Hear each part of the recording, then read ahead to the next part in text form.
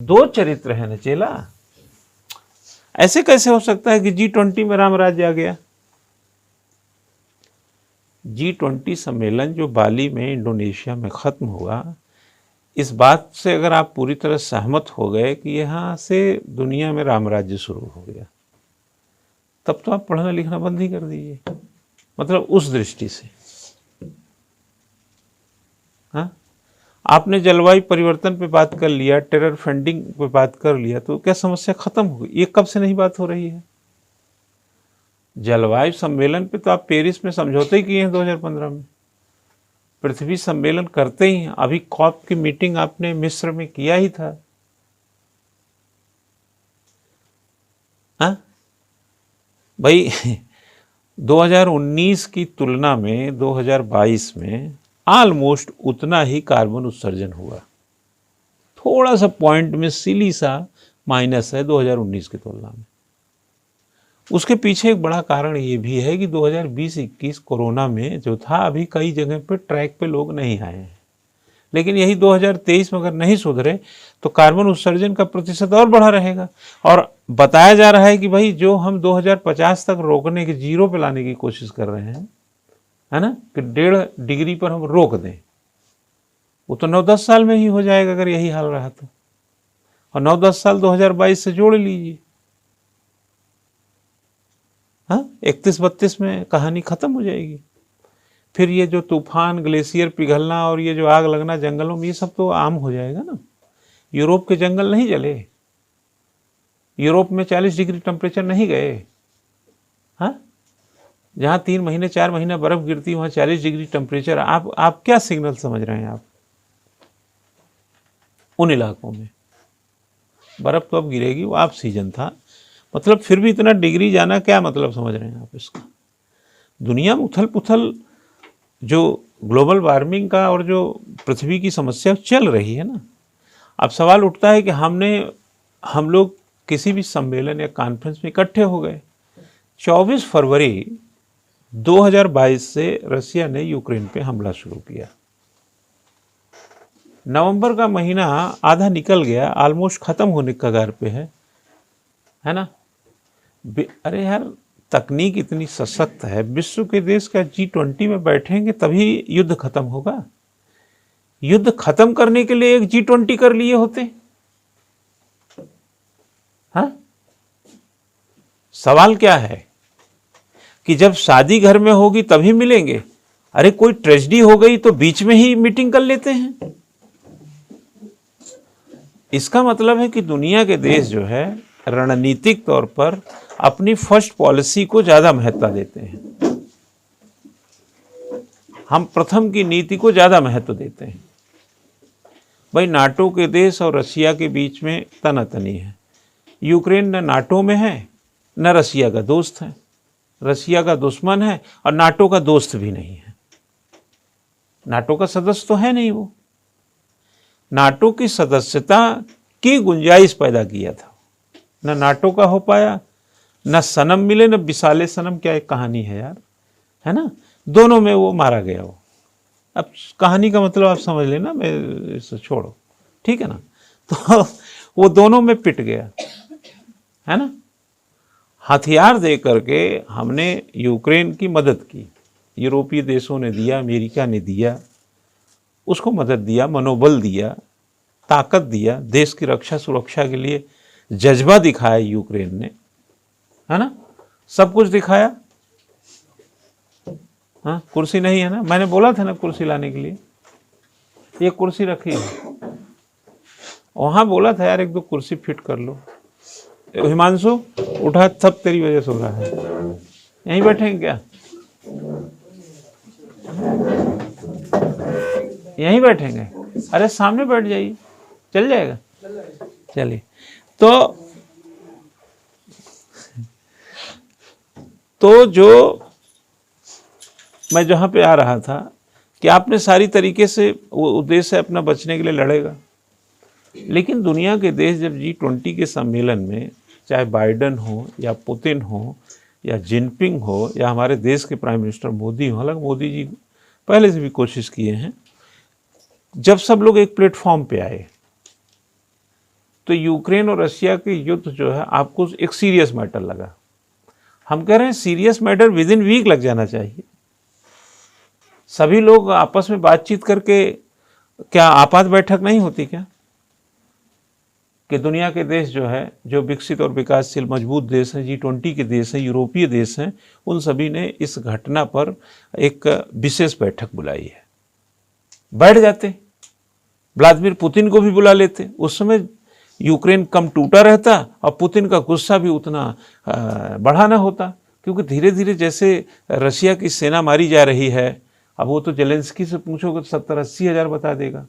अब पता नहीं कितना सही है, कितना गलत, कितना गिन रहा है ना। उस मारे तो जा ही रहे हैं ना। और आप नहीं देखते हैं कि वो 18 से 27 साल के बच्चों को, जो वहाँ के लड़के हैं, उनको रशिया की आर्मी में भर्ती किया। जो भर्ती नहीं, 4-5 लाख तो भाग गए, कहीं रोमानिया, कहीं बेलारूस, यहाँ वहाँ सब शरण नहीं ले रहे हैं। तो कुल मिला जुलाकर मेरा कहने का मतलब यह है कि G20 जो सम्मेलन है, जितना बाहर से ये लोग अच्छे कपड़े पहनकर एस्टिमेटेड देखते हैं, उतना ही अंडर एस्टिमेटेड भी है। अच्छा, आप मुझे बताइए, क्या बाइडेन साहब ने चाइना को यह समझाने में सफल रहे हैं कि दक्षिण चीन सागर और ताइवान पर अपनी बपौती न समझे? अच्छा चलिए, माना ये गलतफहमी हो भी गई, रिश्तेदार के सामने हमने कुछ कहा, आपने सुन लिया, लेकिन जब ये रिश्तेदारी खत्म हो गई, सब अपने घर चले गए, तो आपने अपने चाइना फर्स्ट की पॉलिसी पे चल पड़े। मैंने कई बार आपने भी पढ़ा होगा, पाकिस्तान दुनिया के किसी भी प्लेटफॉर्म पे, वैश्विक मंच पे, बिना आतंकवाद और बिना जलवायु परिवर्तन को लेकर के कोई भी आप देखेंगे इंटरनेशनल मीटिंग या कॉन्फ्रेंस जो है, मानो ख़त्म ही नहीं होती है। यह चर्चा उसका, हमने एक बार एक लेख लिखा है, दुनिया में 2 समस्याएं, और वो 2 समस्याएं क्या हैं? एक जलवायु परिवर्तन की समस्या, एक आतंकवाद की समस्या। ये दैनिक जागरण में ये लेख भी था। और प्राइम मिनिस्टर, जो हमारे प्राइम मिनिस्टर है मोदी जी, ये 2 मुद्दे उठाते ज़रूर हैं। पहले कालाधन भी उठाते थे,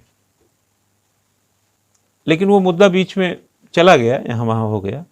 वो मुद्दा कब उठा था? यही ऑस्ट्रेलिया का ब्रिस्बेन में, यही नवंबर का महीना, अगर आप तारीख टटोलेंगे तो शायद 19-20 नवंबर भी मिल जाएगा। आज मैं 18 नवंबर को बोल रहा हूँ, लगभग यही एज थी। ब्रिस्बेन में G20 की मीटिंग हुई, और 2014 में पहली बार प्राइम मिनिस्टर बने थे, और उनका G20 का पहला मीटिंग था। बराक ओबामा उस समय प्रेसिडेंट थे अमेरिका के। और यूक्रेन, क्रीमिया को लेकर के जो समस्याएं गरमाती थी उधर रशिया की तरफ से, है ना, थोड़ी दिक्कतें, उस समय ये क्वेश्चन वहाँ उठा था G20 में, ब्रिस्बेन में 2014 में। और जो फॉर्मल मीटिंग के टाइम में पता चला व्लादिमीर पुतिन आए ही नहीं। मतलब उनको लगा कि इस क्वेश्चन का सामना करना पड़ेगा, और बाद में पता चला कि वो तो मॉस्को चले गए। और जब पता करने की कोशिश की गई तो हमने ये पढ़ा कि व्लादिमीर पुतिन ने कहा कि मुझे नींद आ रही थी इसलिए मैं चला आया। यानी ऑस्ट्रेलिया के ब्रिस्बेन में रशिया का राष्ट्रपति को नींद आया तो वो मॉस्को लौट आया G20 की मीटिंग छोड़ के। ठीक है, उस समय काला धन का शोर हुआ, सभी ने सहमति जताई। आज 8 साल हो गए, कहाँ है काला धन? वो मुद्दा छोड़ दीजिए।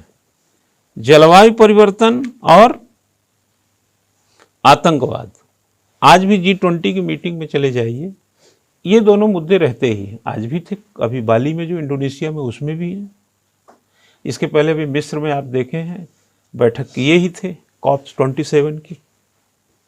हर जगह रहता है। तो पाकिस्तान एक ऐसा देश है जो आतंकवाद की बात को, यानी आतंकवाद पर उससे नजरें तो रहती ही लोगों की कि इसके यहाँ है, तो वहाँ मौन स्वीकृति दे के आता है कि हम कोशिश करेंगे, ये करेंगे, जो भी बन पड़ता है।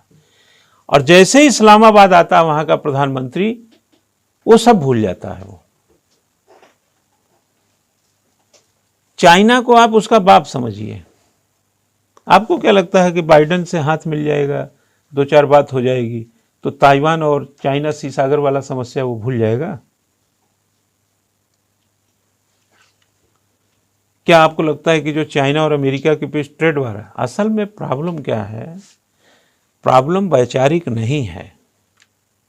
चाइना की समस्या जिनपिंग की समस्या नहीं है, जिनपिंग के विचार की समस्या नहीं है। चाइना की समस्या चाइना की समस्या है। चाइना चाइना की पॉलिसी पे चलता है, जिनपिंग की पॉलिसी पे नहीं चलता। लेकिन भारत जो प्राइम मिनिस्टर होता है उसकी पॉलिसी पे चलता है। मनमोहन सिंह होंगे तो उनकी पॉलिसी पे चलेगा, मोदी साहब हैं उनकी पॉलिसी पे चलेगा, वाजपेयी साहब थे तो उनकी पॉलिसी पे चले। इंडिया जो है पॉलिसी अकॉर्डिंग टू गवर्नमेंट बनती है, लेकिन चाइना में पॉलिसी अकॉर्डिंग टू चाइना बनती है।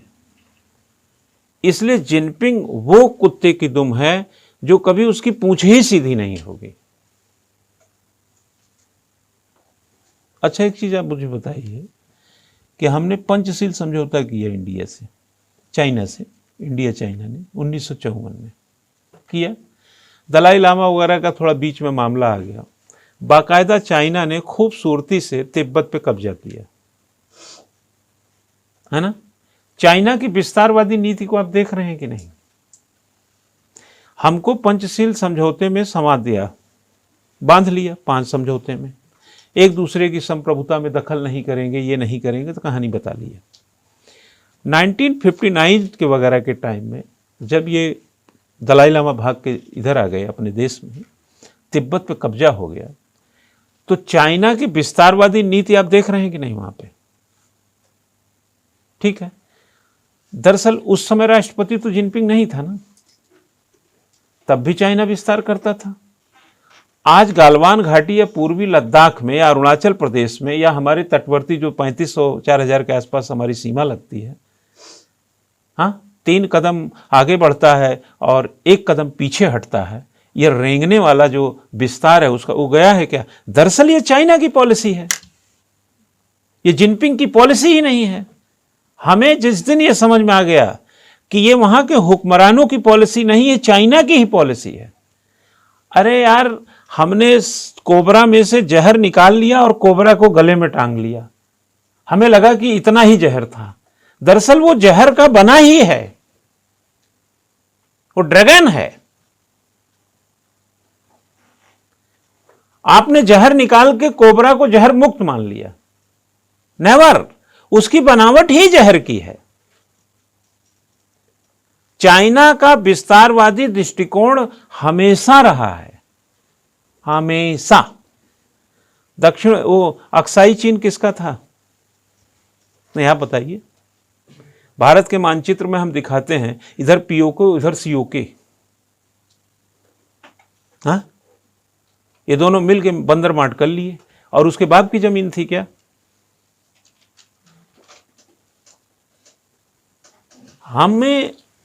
मैं इतना बेवकूफ़ तो नहीं हूं कि हमारे राष्ट्र नेता ये बेवकूफ़ी कर रहे होंगे, हमें ये समझना नहीं चाहिए कि वो नहीं जानते होंगे। लेकिन वहाँ के नेतृत्व से, अब चूंकि नेतृत्व है तो बात उसी से होगी, लेकिन दरअसल जिनपिंग तो उसी जहर को पिए हुए हैं जो चाइना की फर्स्ट पॉलिसी में है। इसलिए दक्षिण चीन सागर पर अपनी बपौती की बात और ताइवान को अपना देश समझना और 14 दर्जन देशों का दुश्मन बने रहना, ये कहीं नहीं जाएगा, चाहे वो बाइडेन से 10 बार मिल ले। ठीक है। इसलिए G20 में मेरे हिसाब से उन सवालों का ठीक से जवाब नहीं मिला जो ताइवान की समस्या को हल कर सकता है। ठीक है, दोना पत्तल भले ही हलवा पूड़ी खाया गया हो, लेकिन ताइवान को बेफिक्र होना चाहिए, ये हमें नहीं लगता है। नंबर 2, आपने क्वाड बनाया है, हमने क्या किया? ऑस्ट्रेलिया, अमेरिका, जापान और इंडिया क्वाड बनाया। उसकी हमने वर्चुअल मीटिंग की, फेस टू फेस मीटिंग के भी जापान तो गए थे ना। ठीक। और क्वाड क्या है? चाइना के लिए क्या है? चाइना के लिए एक प्रकार से चुनौती है क्वाड। और आप किसको संतुलित कर रहे हैं इससे? दक्षिण चीन सागर को, उसी इलाके को कर रहे हैं ना संतुलित। ठीक है, एक तरफ हम क्वाड बना के संतुलित करें। हम जानते हैं ना वो कितना खराब देश है, हमें कैसे निपटना है, तो वो भी तो जानता है कि आप मुझे निपटाने के लिए क्या क्या कर रहे हैं। तो 2 दिन के मीटिंग से यार समस्या हल हो जाएगी क्या? ठीक है, तो दक्षिण चीन सागर की भी समस्या ऐसी कुछ होने वाली नहीं है, वो लपेटे में रहेगा। हमें यह सोचना है कि हिंद महासागर पर उसका कब्जा कैसे कमजोर हो। क्या समझे? बांग्लादेश कर्ज ना ले, श्रीलंका और मालदीव उधर झुके न ज्यादा। हमें दक्षिण चीन सागर तो हमसे थोड़ा सा दूर है, बाकी तो समुद्र हमारा है, हमारे नीचे। उससे उसको कैसे सेफ रखें चाइना के बुरी नजरों से। तो समस्या ताइवान की भी नहीं हल होगी G20 की मीटिंग से, दक्षिण चीन सागर भी वही चुनौती बनी है। अब रही बात पुतिन, हमारे नैसर्गिक मित्र हैं रशिया, एक प्रकार नेचुरल जिसको कह सकते हैं फ्रेंड। रशिया, सोवियत संघ रहा हो या रशिया, भारत का हमेशा साथ दिया है।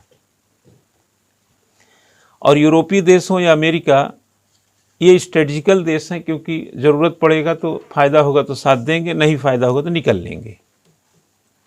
और पश्चिम की ओर देखो, जब हम चले थे खूबसूरती के साथ, और जब पश्चिम हमारी तरफ देखे तभी तो देखो का फायदा हुआ। हालांकि 90s के टाइम से स्थितियां बदलने लगी है ना, लेकिन हम बार बार ताकें, आप ना देखें तो हम निराश भी तो होंगे। लेकिन अब भारत ने जैसा भी करके, चाहे पूरब की तरफ देखे या एक्ट करे या पश्चिम की तरफ, वो एक ग्लोबलाइजेशन हुआ, एक ध्रुवीकरण में भारत भी दक्षिण एशिया के देशों में मजबूत देश है, और कहा जाए तो दुनिया के विकासशील देशों में भी अपना एक ओहदा रखता है। ठीक है, अब अगर G20 के इस मीटिंग में मोदी साहब एक सशक्त नेतृत्व हैं दुनिया की नज़रों में, विदेश में है कि नहीं है, बट दुनिया की नज़रों में पक्के तौर पे हैं। ठीक है अब भाई दुनिया में तो विचार बटे हैं ना, तो देश में तो विचार बटे हैं ना। किसी को महंगाई से तकलीफ है, किसी को बेरोजगारी से तकलीफ है। ये बात और है कि हमारा डंका जो है दिल्ली में बज रहा और देहरादून में हमारा विद्यार्थी पढ़ने के लिए परेशान हो, तो फिर तो अलग कहानी हो जाएगी ना उसकी। तो उसमें क्या हुआ, अभी जैसे स्ट्रेटजिक मित्र से और नैसर्गिक मित्र से भेंट मुलाकात समझिए, लेकिन क्या पुतिन के दिमाग में जो बर्फ जमी है, यूक्रेन को नेस्तो नाबूद कर देना है, इसको घुटने पर लाना है, इसकी सांस उखाड़ देना है। क्या यह G20 इतना क्लियर करने में रहा है कि विद इन वीक या 2 दिन के अंदर जा करके यूक्रेन को राहत देने वाले हैं? ठीक है, चलिए मानता हूं कि देर सवेर, जैसे कहते हैं ना कि हर युद्ध का अंत होता है, चाहे जीत के हो या हार के हो या बर्बाद हो के हो। लेकिन इस सभ्य समाज में, इन्हीं विकसित विकासशील देशों के इस मंच पर एक क्वेश्चन ये भी है, जो सवाल सुलगना चाहिए, कि किसी देश को जब इतनी बुरी तरह तोड़ा जाता है, तो उस देश को फिर सांस लेने के लिए वेंटिलेटर कौन खरीद के देगा? कौन निर्माण में मदद करेगा? युद्ध की अपनी एक नीति होनी चाहिए। पब्लिक मारी गई है, जेनेवा कन्वेंशन का कितना उल्लंघन हुआ है, कितना क्या प्रॉब्लम हुआ, कैसे फिर से जेलेंस्की अपना यूक्रेन खड़ा करेगा, कोई चर्चा हुई? भाई आप मेरा घर तोड़ के चले गए, बाद में बोला सॉरी, तो हम रहेंगे कहां? ठीक है, तो युद्ध तक नौबत आना ही नहीं चाहिए, है ना, ऐसी कोई स्ट्रेटजी होनी चाहिए थी। चलो नौबत आ गई, तो G20 की मीटिंग इंडोनेशिया की बाली में नवंबर में होगा, तब सब लोग सहमत होंगे कि भैया युद्ध खत्म करे पुतिन। फरवरी से चल रहे युद्ध को नवंबर में इकट्ठा होकर बोलेंगे, तो हम समझते हैं कि ये स्ट्रेटजिकली सही नहीं है, बल्कि आपको 2 दिन के अंदर आपात मीटिंग बुला करके इस पर फैसला लेना चाहिए था। लेकिन सब तो अपनी अपनी रोटी सेक रहे थे। पहले रोटी सेक लिए, खा लिए, और 2-4 यूक्रेन टूट फूट गया, तब जाकर के वहां साफ कपड़े पहन के कह रहे हैं पुतिन को या कि युद्ध रोकना चाहिए। हाँ, ऐसा होता है दुनिया में, ऐसा होता है। तो मैं G20 के इस सम्मेलन को युद्ध की दृष्टि से अगर देखूं तो मैं मानता हूं कि इनका कदम जो है सार्थक हो सकता है, बस समय पर नहीं है। और जब बात इतनी आगे बढ़ चुकी होती है तो आपके सामने हम हाँ हाँ कर सकते हैं, लेकिन हकीकत में क्या करेंगे ये तो वहीं जाके करेंगे। व्लादिमीर पुतिन मास्को पहुंचकर और बाइडन वाशिंगटन पहुंचकर, जिनपिंग बीजिंग पहुंचकर, हमारे प्राइम मिनिस्टर दिल्ली पहुंचकर, सोच तो बदलेगी ना। वो तो आमने सामने की सोच थी। तो सवाल यहां भी हमको लगता है सुलगते ही रहेंगे। और अच्छा है कि युद्ध बंद हो जाए, लेकिन अगर इस मीटिंग से ही युद्ध बंद होता है तो मेरे हिसाब से मीटिंग तो जो भी तय था हुआ, लेकिन आपात मीटिंग पहले कर लेना चाहिए था। अब रही बात जलवायु समस्या की, अमेरिका के ट्रंप से पूछिए कि जलवायु जो पेरिस समझौते से कैसे अपने को हटाए थे। हाँ, ठीक है ना। दुनिया में सबसे ज़्यादा कार्बन उत्सर्जन 31% चाइना कर रहा है, उसके बाद अमेरिका की ही बारी है। और आप मानेंगे नहीं, कहेंगे विकासशील देश दोषी हैं। अब विकासशील देशों के भट्टी ठीक से नहीं है अभी कई देशों के पास। अल्प विकसित देश अभी कोयला तक नहीं बेचारे ढूंढ पाए हैं ठीक से। तो पहले स्वीकार्यवाद का सिद्धांत भी तो लाइए कि आप कार्बन उत्सर्जन ज़्यादा कर रहे हैं, आपकी वजह से दुनिया ज़्यादा गर्म हो रही है, ग्लेशियर पिघल रहे हैं। आप अगर आरोप प्रत्यारोप में उलझाए रखेंगे तो सामने आमने तो अलग बात हो गई ना, लेकिन हकीकत में जो होना है वो थोड़ा रह जाएगा। तो मेरे हिसाब से G20 की मीटिंग जो है ना, सवालों पे चर्चा होना और समाधान मिलना के बीच में अटका हुआ है। और जो हुए हैं काम वो तो हुए ही हैं, जो काम हुए हैं वो तो हुए ही हैं। आपको क्या लगता है कि मोदी साहब से जिनपिंग का हाथ मिला था, फिर दोनों को अपनी दिशा हो गई थी? हाँ, और चाइना रशिया के साथ है कि नहीं, और हम किसके साथ हैं? हम किसके साथ हैं बताइए? हम सद्भावना के साथ हैं, लेकिन रसिया के साथ नहीं हैं। कुछ वैश्विक मंचों पर हमने कुछ मामलों में दिखाया भी, लेकिन रसिया के साथ नहीं है, ये हो नहीं सकता, पॉसिबल नहीं है ना। ऐसा ऐसे कैसे नहीं है और रसिया के साथ? तो देखो बच्चा, जो फर्स्ट की पॉलिसी पे चलेगा, कंट्री पॉलिसी पे चलेगा, उसको बदलना बहुत मुश्किल है। जैसे मैं एक उदाहरण देता हूं, जैसे आप किसी पार्टी को पसंद करते हैं तब आपको बदलना मुश्किल है, लेकिन किसी व्यक्ति को पसंद करते हैं लेकिन वो व्यक्ति बाद में बदल जाता है तो आपकी पसंदगी बदल सकती है, तब तो चल जाएगा। जैसे नीति शास्त्र और नैतिकता में जो डिफरेंस होता है, एथिक्स और मॉरल में जो डिफरेंस होता है, मॉरल निजी होता है। जैसे हम मंदिर में अगरबत्ती जलाते हैं, हाथ जोड़ करके पूजा करते हैं, ये हमारा मॉरल नहीं है, ये हमारा एथिक्स है ना। अमॉरल क्या है? निजी है, जिसमें हम अपने आचरण को समय और परिस्थिति के साथ बदल लेते हैं। तो चाइना जैसे देश जो है ना, अपने एथिक्स पे चलते हैं, और हम लोग क्या है, समय और परिस्थिति के हिसाब से अपनी मॉरलिटी में चेंज ला लेते हैं। वो विस्तारवादी देश है, शायद ही किसी की सुने। सार्क सम्मेलन ढाक के 3 पात हो गया, किसकी वजह से? सिर्फ पाकिस्तान की वजह से। आपने G20 में मीटिंग किया, लेकिन हृदय साफ ही नहीं है। हाँ भाई, अमेरिका के साथ ट्रेड वार चल रहा है, हमारे साथ सीमा विवाद चल रहा है, रसिया का युद्ध में फंसा हुआ है, चाइना दक्षिण चीन सागर से लेकर ताइवान तक अपनी बपौती फैलाने के चक्कर में है। हम जब जाते हैं तो थोड़ी भूल जाते हैं, तो मंतव्य बदल गए ना। आप रिश्तेदार नहीं हैं, आपके कई रिश्तेदार आते हैं, आप नमस्कार करते हैं, पैर भी छूते हैं, लेकिन पीठ पीछे क्या कहते हैं? कहते हैं इनसे थोड़ा सा बच के रहा करो, ज़्यादा इनसे बात ना किया करो। घर में ऐसी कोई शादी है रिश्तेदार में जहाँ सारे रिश्तेदार आए हैं, लेकिन उसमें कुछ रिश्तेदार ऐसे हैं जिनसे आप ओहदे के हिसाब से, मान सम्मान के हिसाब से मिलेंगे, हंस के, पैर भी छुएंगे, सब कुछ करेंगे, लेकिन उनसे कोई अच्छी बात हो, कोई वैसी जानकारी है, न शेयर करेंगे बल्कि दूसरों को आगाह भी करेंगे। उससे थोड़ा संभल के रहना, उससे ज़्यादा मिलना जुलना मत। 1-2 दिन की बात है, अपना बिता के निकल लो।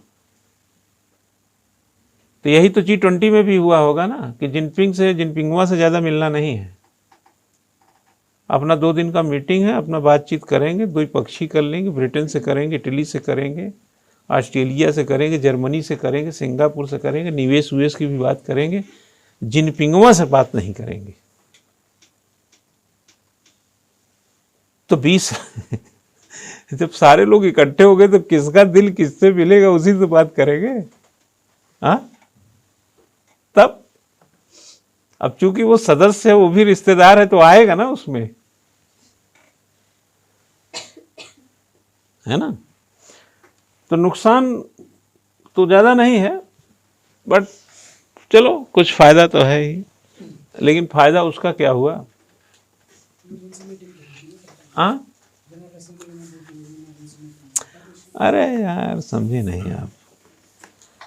उसका जो फॉर्मल प्रक्रिया है वो अलग चीज़ है, एक लीडरशिप अलग चीज़ होती है। सिनेमा हॉल में आग लगता है ना, तो कुछ लोग सिर्फ फायर ब्रिगेड को नहीं बुलाते, कई उसमें कूद के 10-5 को बचा भी रहे होते हैं, फायर ब्रिगेड आता रहता है।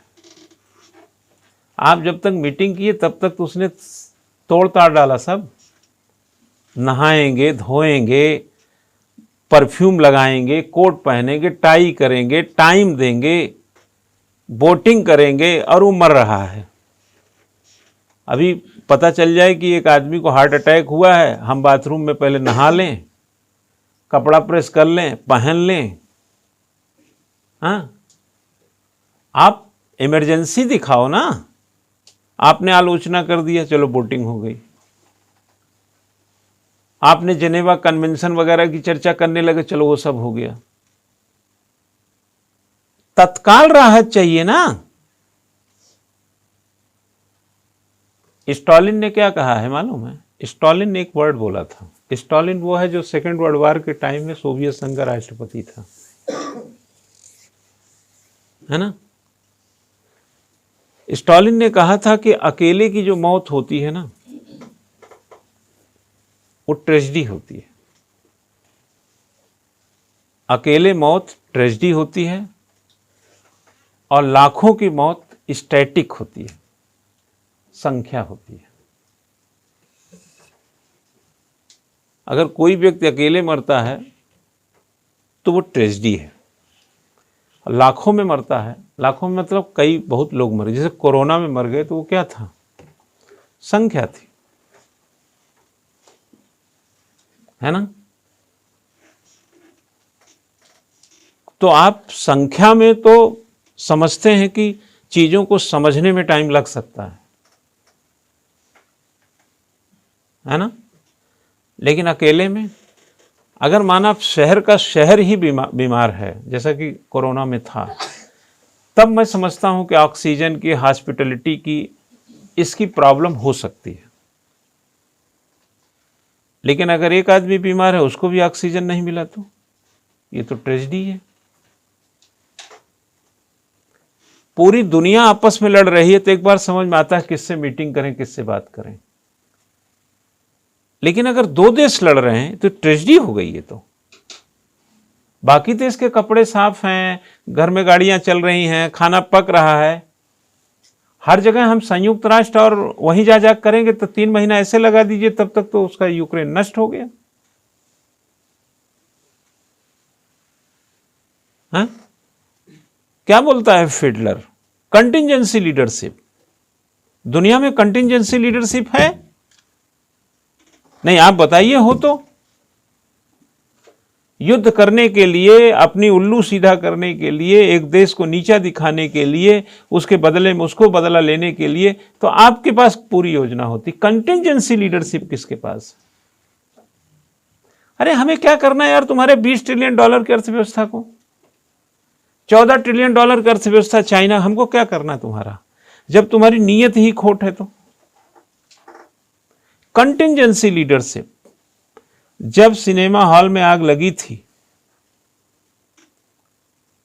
तो कुछ लोगों ने फायर ब्रिगेड को फोन किया, कुछ ने एम्बुलेंस को फोन किया, और कुछ लोग सिनेमा हॉल के आग में महिलाएं और बच्चे जो झुलस रहे थे उनको निकाल रहे थे। आप बताओ कंटिंजेंसी लीडरशिप किसके अंदर है? हाँ, तो दुनिया में कोई देश तो हो जिसके पास कंटिंजेंसी लीडरशिप हो, आकस्मिक नेतृत्व हो।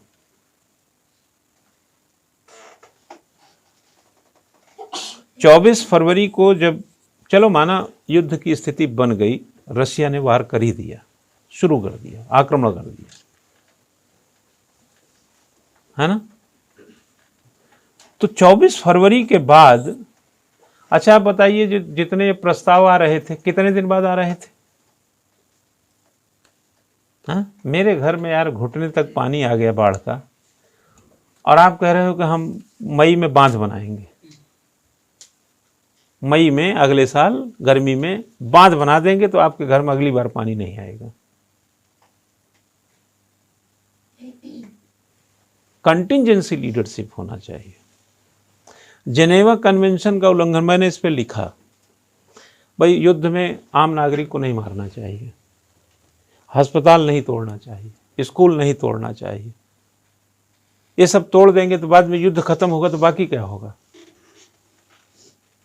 हाँ, अस्पताल में मरीज भर्ती हैं, वो ऐसे ही मारे जाएं, इलाज कराने गए वो एक और आफत हो गया। तो ये जेनेवा कन्वेंशन का उल्लंघन है ना? सिर्फ बकनेस हो जाएगा। कड़ाई से इसको समझने के लिए जरूरत है ना। और फिर दुनिया का कोई भी देश इतना कट्टर कैसे हो सकता है कि दुनिया की बात ही ना सुने? आपने कंटिंजेंसी कदम उठाया कि नहीं, ये भी देखा जाना चाहिए। सब लोग तो अपना उल्लू सीधा करने में लग गए।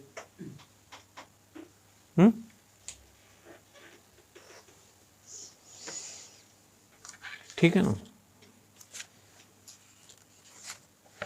वो जब जेलेंस्की स्पीच देता था तो टी शर्ट पहना है, थोड़ी थोड़ी दाढ़ी बढ़ गई है ना?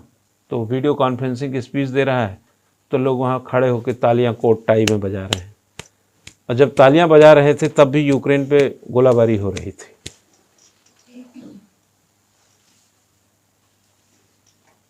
अगर सांस की जरूरत है ना तो प्रेशर कुकर गिफ्ट देने की जरूरत नहीं है कि लोग प्रेशर कुकर खाना अच्छे से बनाना। ऑक्सीजन का सिलेंडर भेजो।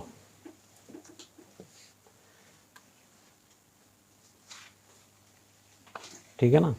उल्टा काम ना किया जाए तो अच्छा रहता।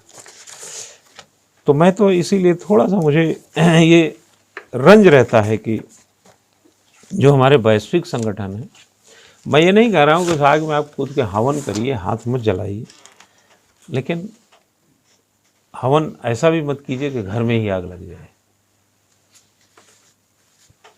हाँ,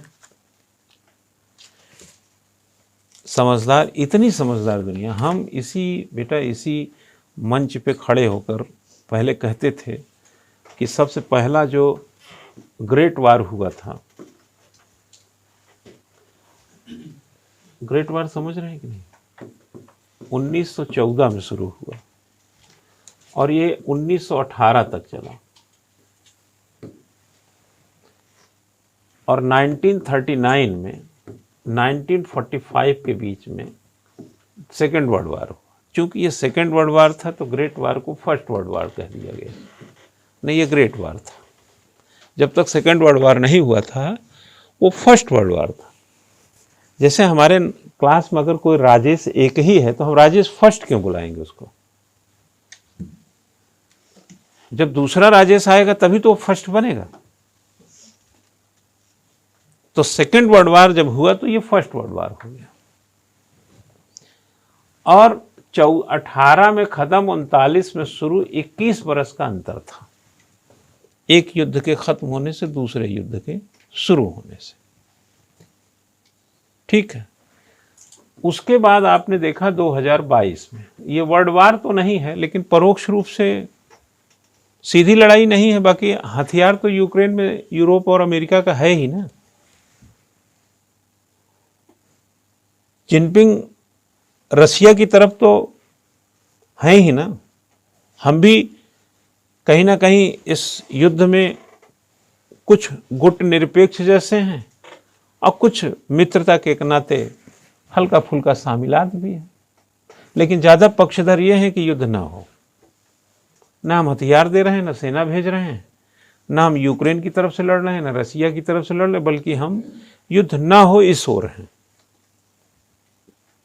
और आप भी रसिया के देखे होंगे कि खिलाफ हमने भी वोटिंग किया कि नहीं किया, इतनी बड़ी मित्रता के बावजूद। यानी कि हमें युद्ध पसंद नहीं है यार, ये मत किया करो। आप जरा सोचिए, 21 साल में युद्ध हो गया।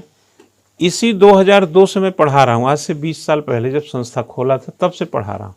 अक्सर जब मैं इंटरनेशनल रिलेशन पढ़ाता हूँ या कोई मुद्दा आ जाता है तो मैं हमेशा ये बात बोलता हूँ कि देखो 21 साल के गैप के बाद सेकंड वर्ल्ड वार हो गया है ना, और इतने वक्त निकल गए, पूरी सदी निकल गई। दुनिया के लोग कितने समझदार हो गए कि युद्ध जीतो या हारो, नुकसान दोनों का होता है। इस फिलॉसफी को सब जानने लगे और सब अब अच्छे कपड़े पहनते हैं तो अपना दिमाग भी अच्छा रखते हैं। लेकिन ये भ्रांति मेरी कितनी जल्दी टूट गई। हम ये भूल ही गए कि युद्ध दो परिस्थितियों में होता है। भाई किताब में क्या लिखा है उसके चक्कर में ना पड़ो यार। सुशील सर भी तो स्वयं में एक पुस्तक हो गए होंगे समय के साथ। अब तुम्हारे सामने हम फीस लेके खड़े होकर तुमको बतियाते हैं, पढ़ाते हैं, तो तुम हमको हल्के में ले रहे हो यार। हाँ, शिकागो भेज दो, वाशिंगटन भेज दो, मेलबॉर्न में भेज दो, मॉस्को भेज दो, यही विचार दे के चले आए, कहेंगे कि विचारक हैं डॉक्टर सुशील कुमार सिंह। हाँ, स्टालिन का भी विचार बताया कि नहीं? अकेले में अगर आपकी मृत्यु हो तो स्ट्रेटजी है, लाखों में हो तो स्टैटिक है, स्टैटिस्टिक्स है, संख्या है, वो आंकड़ा है। ट्रेन पलटती है तो क्या आंकड़े आते हैं? रमेश की मौत हो गई ट्रेन लड़ने से, किया आता है कि 25 घायल 2 मरे। हाँ, न्यूज ऐसे आती है ना, तो आंकड़ा ही तो है। कोरोना में क्या आ रहा था? आप क्या थे कोरोना में? कोरोना में आप थे क्या? भाई आंकड़े थे तुम। जब कहते थे कि भारत में 3 लाख कोरोना आज 24 घंटे में फैला, तो तुम कौन थे? 16 अप्रैल 2021 को हमको भी कोरोना हुआ था। तो जब उत्तराखंड का आंकड़ा आया होगा तो हम क्या थे? डॉक्टर सुशील कुमार सिंह, डायरेक्टर प्रयास आईएएस को कोरोना हुआ, ऐसे खबर पढ़े थे क्या? नहीं पढ़े हो तो बताइए। अरे प्रभु, हम उसी आंकड़े के हिस्से थे। उसी 16 अप्रैल के दौरान और 15 मई के बीच में मौतों की तादाद भी थी ना, तो वो क्या थे? आंकड़े। हमने लोगों को जो गिनाया कि इथिकली हम लोग करेक्ट हो गए, दुनिया समझदार हो गई, अपनी खा पी रही है, अपनी पॉलिसी पे चल रही, अपनी मित्रता, द्विपक्षीय संबंध, बहुपक्षी के साथ चल रहे हैं। अब समझ गए हैं कि युद्ध ठीक नहीं है। हालांकि द्वितीय विश्व युद्ध के बाद ही दुनिया में विध्वंसक सामग्रियों की बाढ़ आई। तो आपको क्या लगता है कि रसिया यूक्रेन के युद्ध के बाद दुनिया एक बार फिर विध्वंसक सामानों की, औजारों की बाढ़ में नहीं जाएगी? गई होगी। हाँ?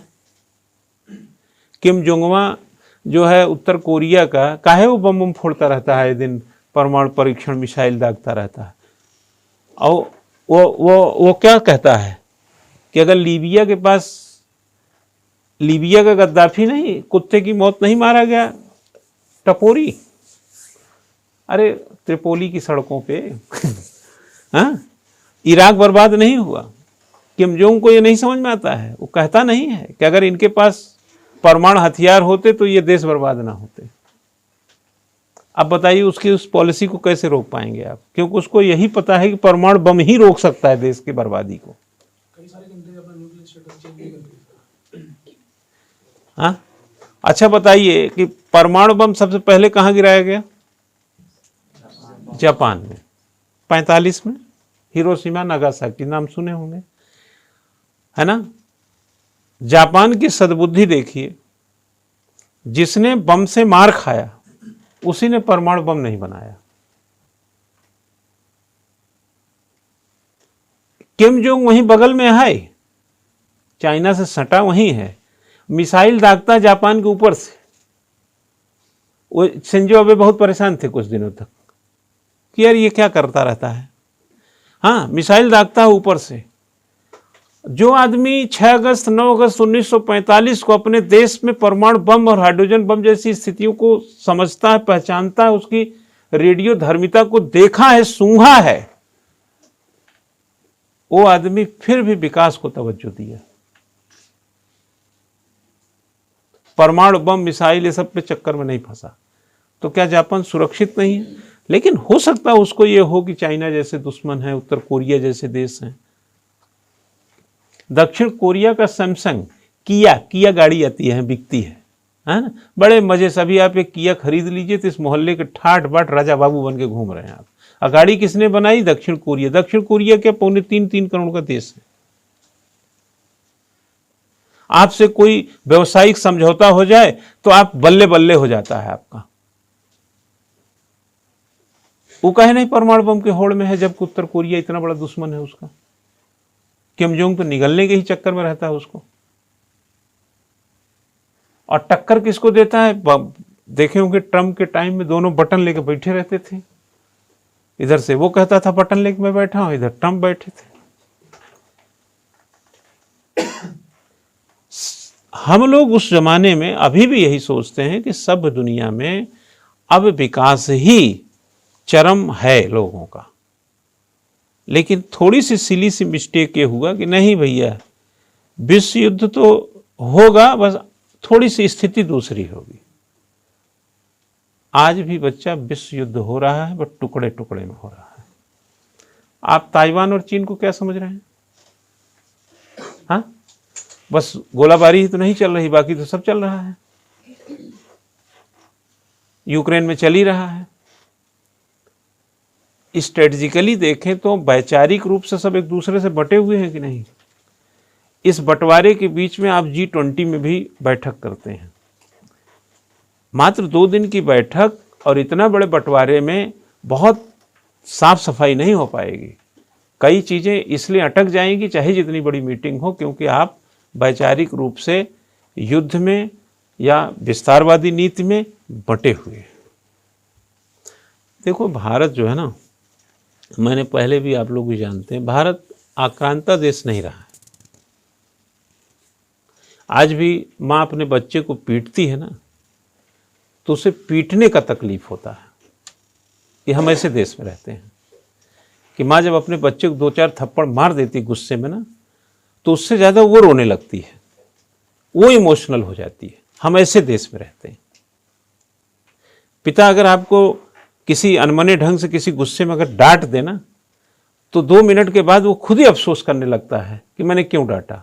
यानी ये हमारी जो सद्भावना है, जो स्वभाव है, मैं उसका प्रतीक बता रहा हूं। हम तो किसी पर आक्रमण ही नहीं करते यार, हम तो सुरक्षा खोजते हैं, रक्षा खोजते हैं। आक्रांता तो बाकी लोग हैं ना। तो हम चाहे G20 में जाएं, चाहे हम कॉप में बैठ जाएं, चाहे हम SCO में चले जाएं, चाहे ब्रिक्स में चले जाएं, चाहे जलवायु सम्मेलन में, कहीं भी हम चले जाएं, XYZ, हमारा दृष्टिकोण ही इस तरह का है, तो हम वही लेके जाते हैं हर जगह। तो हमको सब आदमी ठीक लगेंगे। लेकिन मन में राम बगल में छुरी, जिनपिंग के मन में क्या चल रहा है? हाँ भाई, मोदी साहब जब से प्राइम मिनिस्टर हुए 2 दर्जन बार उसको गले मिलाए। उसको तो गले मिलना ही नहीं आता है यार, वो तो हमने सिखाया उसको। देश में अगर गले मिलने वाली प्रथा का शुरुआत हुआ होगा तो मैं खाड़ी देशों को छोड़ देता हूँ, ईद उद में जब कैसे क्या कर, लेकिन हमारे भारत के प्रधानमंत्री ने परंपरा शुरू की। तो हमारे देश के प्राइम मिनिस्टर ने गले मिला, और ऐसे ऐसे लोगों से गले मिले जो गले मिलना जानते नहीं। जिनपिंग को क्या समझते, जिनपिंग किसी से गले मिल सकता है? ये हमारे मोदी जी हैं कि उसको गले लगाए और वो भी आदत पड़ गई उसको। हंसता है कभी वो? जिनपिंग को कभी मुस्कुराते आपने देखा है? यार रिकॉर्ड प्राइम वो है, कभी मुस्कुराता नहीं वो आदमी। और हम हैं ठट्ठा मार के हंसते हैं, क्योंकि हमारे मन में अब ये ऐसा ख्याल ही नहीं होता ना कि हमें किसी का कब्जा करना है, ना किसी पर हमें आक्रमण करना है। हम स्वभाव में हम अलग हैं। तो हमारे प्राइम मिनिस्टर कोई ऐसा तो है नहीं कि स्वभाव भाव में तो वही रहेंगे ना। तो जाते हैं तो सब पे विश्वास कर लेते हैं, और चूंकि बोलते चालते बढ़िया है तो लोग कहते हैं कि यार मस्त नेता है, मोदी जी मस्त नेता है, ऐसा विचार है लोगों का। लेकिन इस मस्त नेता का काहे गालवान हो जाता है, काहे पूर्वी लद्दाख हो जाता है? हाँ, क्योंकि वो आपको महसूस तो कराता है लेकिन करता वही जो उसकी पॉलिसी है, क्योंकि उसका स्वभाव आक्रांता का है। अरे यार, जब उसने ताइवान उसपे तिब्बत पे कब्जा किया तभी हमारी आंख कान नाक खुल जाने चाहिए कि चाइना जो है दोस्त कहां है और कितना दुश्मन है का पहले कैलकुलेशन कर लेना था। महाबलीपुरम नाम से ही लगता है ना कितना बढ़िया जगह है। महाबलीपुरम में अंतिम मुलाकात हुई। इस G20 बाली को छोड़ दीजिए, आमने सामने की बात, औपचारिक मुलाकात, खूब बढ़िया मंदिर वंदिर घुमाए उसको। उसके बाद वहां से काठमांडू गया, फिर अपने देश चला गया। उसके बाद अब बाली में जाके आमना सामना हुआ। इस 2.5 साल के दौरान जून 2020, उस घाटी को याद रखिए जब हाथापाई हुई थी और शहीदी हुई थी हमारे देश में। हाँ, फिंगरप्रिंट ये वो सब इलाके पे नहीं, वो पूरा जत्था लेकर के जुटा हुआ। आज भी वो सनसनी है, संवेदनशीलता है कि नहीं वहाँ की? तो हमने तो पाया, चाहे आप नवाज शरीफ से कितनी बार भी मिल लो, वो आतंकवाद नहीं ख़त्म किया। हमने जिनपिंग से कितनी बार भेंट किया, मिले आए गए, वो विस्तारवादी नीति ख़त्म नहीं किया।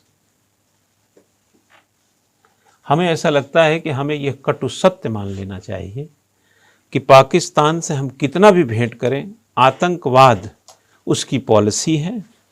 ये प्रधानमंत्री की पॉलिसी नहीं है वहाँ की। अगर प्रधानमंत्री की पॉलिसी होती तो इमरान खान के टाइम में बदलनी चाहिए, शहबाज खान के ये शरीफ के टाइम में बदलनी चाहिए, नवाज शरीफ के टाइम में बदलनी चाहिए। बदली ही नहीं, इसलिए मैं इसको पाकिस्तान की पॉलिसी कहूँगा। पाकिस्तान की पॉलिसी है टेरर और चाइना की पॉलिसी है विस्तारवादी, एक्सटेंशन, बढ़ोतरी, देश की जमीन दूसरे कब्जा करो। अब हमें आतंकवाद भी पसंद नहीं है और हमें विस्तारवाद भी पसंद नहीं है। तो हम गले कितना मिल लें यह व्यक्तिगत एक अलग मुद्दा है, बट उन देशों की पॉलिसी को हम नहीं बदल पा रहे। इसीलिए पड़ोसी तो रहेंगे लेकिन दोस्ती नहीं रहेगी।